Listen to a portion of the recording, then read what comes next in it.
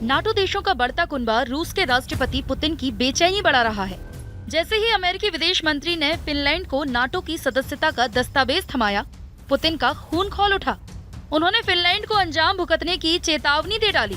हालांकि पुतिन का अगला प्लान क्या होगा, ये टॉप सीक्रेट है। रूस के लाख कोशिशों के बावजूद भी फिनलैंड नाटो में शामिल हो गया।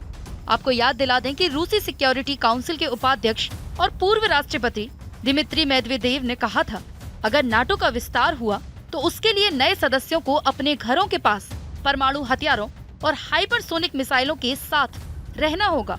लेकिन आपने वो कहावत तो सुनी होगी, सांप निकल गया अब लकीर पीटने से क्या फायदा। मायने पहले तो आप फिनलैंड को रोक नहीं पाए और अब धमकी देने से क्या फायदा, क्योंकि अगर अब आपने फिनलैंड पर सैन्य कार्रवाई की तो कार्रवाई नाटो देशों पर हमला माना जाएगा। फिर सभी नाटो देश मिलकर रूस को मुंह तोड़ जवाब देंगे।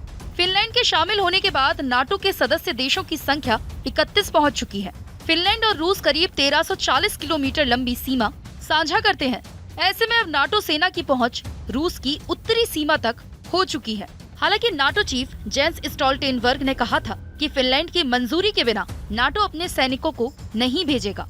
यानी अगर फिनलैंड रूस के साथ किसी भी तरह का पंगा नहीं चाहता तो वो नाटो सेनाओं या हथियार की तैनाती नहीं करेगा। अगर फिनलैंड ऐसा करता है तो जवाब में रूस भी बॉर्डर पर सैनिक और जंगी हथियारों की तैनाती कर देगा। लेकिन इन सब से इतर बड़ी बात ये है कि नाटो की ताकत में लगातार इजाफा होता जा रहा है। नाटो का गठन शीत युद्ध की शुरुआत में 4 अप्रैल 1949 को किया गया था।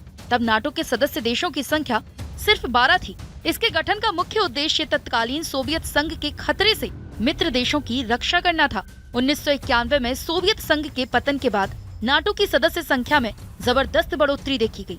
कभी सोवियत संघ के सैटेलाइट स्टेट रहे 11 देश और 3 पूर्व सोवियत देश नाटो में शामिल हुए। इससे नाटो के सदस्य देशों की संख्या बढ़कर 26 हो गई।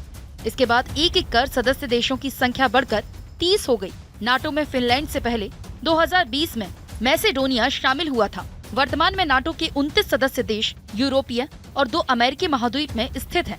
रूस नाटो के विस्तार को शुरू से अपने अस्तित्व के खतरे के रूप में देखता आया है। फरवरी 2022 में यूक्रेन ने नाटो में शामिल होने का ऐलान किया तो पुतिन ने सैन्य कार्रवाई का आदेश दे दिया। इसके बाद फिनलैंड और स्वीडन ने भी नाटो की सदस्यता पाने के लिए आवेदन दिया था। तुर्की का समर्थन मिलते ही फिनलैंड नाटो में शामिल हो गया। इसे पुतिन के लिए बड़ा झटका माना जा रहा है। अब स्वीडन के नाटो में शामिल होने का रास्ता खुल गया है। अगर स्वीडन को भी नाटो की सदस्यता मिल गई तो फिर रूस को बाल्टिक क्षेत्र में 2 नए दुश्मनों का मुकाबला करना होगा।